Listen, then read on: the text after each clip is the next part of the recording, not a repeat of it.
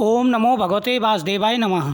स्वागत है आप सभी का मेरे यूट्यूब चैनल पर। मैं हरिओम शर्मा पौष मास के चौथे अध्याय की कथा सुना रहा हूँ। सभी ऋषिवर एकत्रित होकर के सूत जी से पूछते हैं कि हे प्रभु, ऋषिवर कृपा करके ये बताइए कि पौष मास में किस प्रकार से भगवान का पूजन किया जाता है। भगवान सूर्यदेव की पूजा कैसे की जाती है, कौन से नियम होते हैं, क्या दान करना चाहिए, ये संपूर्ण कथा सुनाने की कृपा करें। हमने आपके मुख से सभी मासों का महत्व सुना है। इसी प्रकार राजा पृथु देवऋषि नारद से भी कहते हैं कि हे देवऋषि, कृपा करके ये बताइए पौष मास में क्या क्या दान किया जाता है, किस प्रकार से सूर्य नारायण की पूजा की जाती है, क्या महत्व है, ये संपूर्ण कथा सुनाने की कृपा करें। देवऋषि नारद जी कहते हैं कि पौष मास का काफ़ी महत्व माना गया है। शास्त्रों में पौष मास की विशेष महत्वता कही गई है। पौष मास में कुछ कामों को करना शुभ माना जाता है और कुछ कामों को करने की मनाही होती है।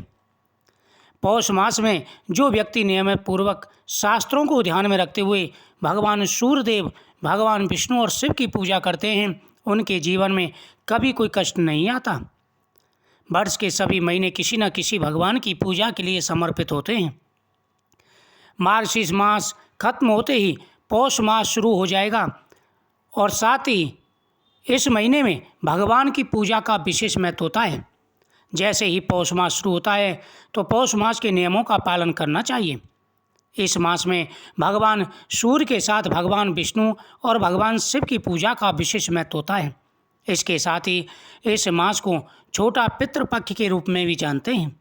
इसलिए इस माह में पिंडदान, श्राद्ध, तर्पण करना बहुत ही शुभ माना जाता है। ऐसा करने से पितरों की आत्मा को शांति मिलती है और वह परिवारजनों को सुख समृद्धि का आशीर्वाद देते हैं। इतना सुनकर के देवऋषि नारद से कहने लगे कि हे नारद जी, कृपा करके किस प्रकार से पितरों की पूजा की जाती है, अगर पितृ रुष्ट हों तो किस प्रकार से हमें प्रसन्न करने चाहिए, यह बताने की कृपा करें। कौन से नियम हैं, कौन से दान हैं, भगवान की पूजा करते समय कौन से मंत्र का उच्चारण करना चाहिए। देवऋषि नारद जी कहने लगे, हे राजन, पौष मास में जो व्यक्ति नियम पूर्वक पूजा करते हैं उनके सभी कष्ट दूर हो जाते हैं। पौष मास के पूरे माह में भगवान सूर्य की पूजा करें। इसके साथ ही ओम ह्रीं ह्रीं सूर्याय नमः, ओम ह्रीं ह्रीं सूर्याय नमः, ओम ह्रां ह्रीं ह्रीं सह सूर्याय नमः, ओम सूर्याय नमः आदि मंत्रों का जाप करते हुए सूर्यदेव के सामने बैठ कर के जाप करना चाहिए। पौष मास में रोजाना सूर्यदेव को जल अर्पित करना चाहिए। जल अर्पित करते समय आपको सूर्यदेव के मंत्रों का जाप करना चाहिए और जब भगवान सूर्य नारायण को जल अर्पित कर दें उसके बाद में वहीं बैठ कर के ओम सूर्याय नमः, ओम ह्रीं ह्रीं सूर्याय नमः, ओम ह्रां ह्रीं ह्रीं से सूर्याय नमः आदि मंत्रों का जाप करना चाहिए। जल में सिंदूर, लाल पुष्प, थोड़ा सा अक्षत डालें, गुड़ की डली डालें। पौष मास में भगवान विष्णु की पूजा करना भी शुभ माना जाता है। ऐसे में नियमित रूप से पूजा करने के साथ साथ गीता पाठ और विष्णु सहस्त्र नाम का पाठ भी करना चाहिए। भगवान विष्णु की असीम कृपा पाने के लिए इस माह लाल या फिर पीले रंग के वस्त्र धारण करें, इससे शुभ फलों की प्राप्ति होती है। पौष मास में दान का विशेष महत्व होता है, इसलिए इस माह में ज़रूरतमंदों को कंबल, गर्म कपड़े, गुड़, तिल आदि का दान करना चाहिए। हे राजन, पूर्वजों की आत्म शांति के लिए इस माह में तर्पण, पिंडदान आदि करना शुभ माना जाता है। इस महीने में व्यक्ति को नदी, तालाब, बावड़ी पर जाकर के या जैसा संभव हो घर पर ही स्नान करना चाहिए। जो व्यक्ति नियमित रूप से भगवान शिव की आराधना करते हैं, भगवान सूर्यदेव की आराधना करते हैं, उनके ऊपर पितृ और देव सदा ही प्रसन्न रहते हैं। इस महीने में सर्वप्रथम सुबह स्नान करें। स्नान करने के बाद में एक तांबे के लोटे में जल भरें।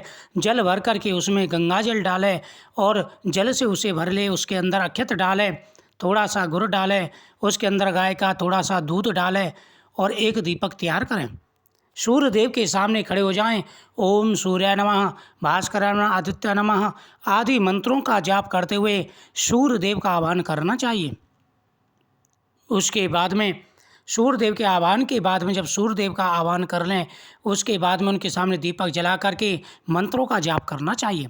उसके बाद में उसी लोटे में दोबारा से जल भरें, उसमें अक्षत डालें, उसके अंदर गेहूं के दाने डालें और समी पत्र डालें।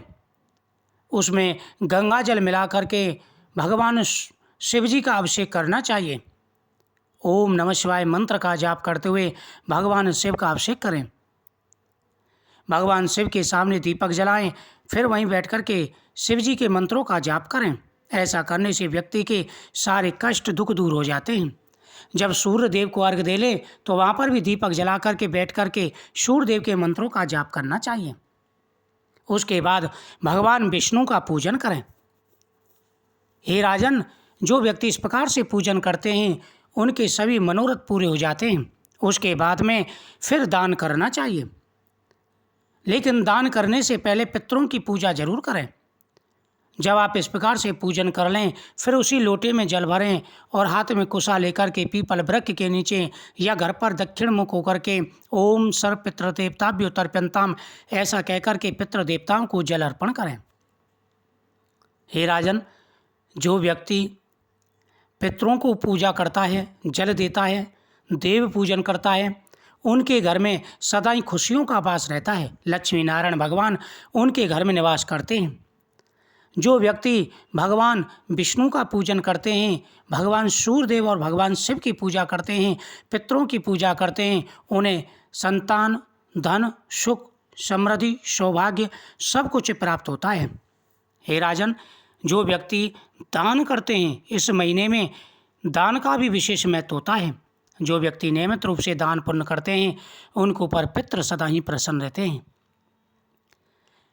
ऐसे में नियमित रूप से पूजा करने के साथ गीता का पाठ करें और दान करें। दान में गर्म वस्त्रों का सम्मिलित होना बहुत ही जरूरी है, क्योंकि सर्दियों का मौसम होता है तो गर्म कपड़े जरूर दान करें। पूर्वजों की आत्म शांति के लिए इस माह में तर्पण, पिंडदान आदि करना शुभ माना जाता है। पौष मास में गुड़ का सेवन करना अच्छा माना जाता है। इसके अलावा लौंग, अदरक, अजवाइन जैसी गर्म चीज़ों का सेवन करें। पौष मास में ना करें कुछ ऐसे कामों का ध्यान रखना चाहिए। पौष मास में मांस, मदिरा का सेवन नहीं करना चाहिए। इसके अलावा बैंगन, मूली, मसूर की दाल, फूल गोभी, उड़द की दाल का सेवन नहीं करना चाहिए। इससे स्वास्थ्य पर बुरा असर पड़ता है।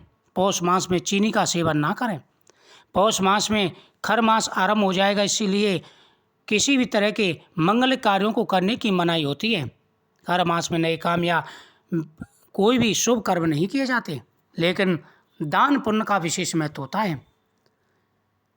मुझे उम्मीद है आपको ये कथा बहुत ही सुंदर लगी होगी। इस कथा को ज़्यादा से ज़्यादा शेयर करें और इन नियमों का पालन करें। साथ ही चैनल को सब्सक्राइब करें, बगल में बेल आइकन बटन को दबा करके ऑल को दबा दें, जिससे हर कथा का, हर उपाय का नोटिफिकेशन आपके पास पहुंचेगा। ओम सूर्याय नमः।